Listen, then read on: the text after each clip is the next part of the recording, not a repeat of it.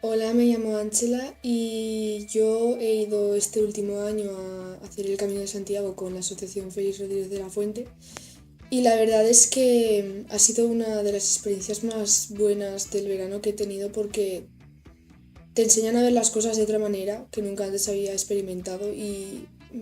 me ha servido bastante, la verdad, porque ahora ya,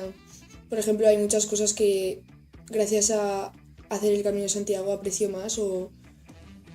mm, las veo de una forma distinta. Y la forma de educar, o sea, los educadores como Marcos, Claudia y Patricia, que fueron los que nos acompañaron, fue, fueron muy atentos y su manera de hacer las cosas la verdad es que me ha gustado mucho y no lo podrían haber hecho de otra forma mejor, así que ha sido una experiencia muy buena y recomendaría a todo el mundo a hacer algún campamento o algo que tenga que ver con la Asociación Feliz de Diez de la Fuente.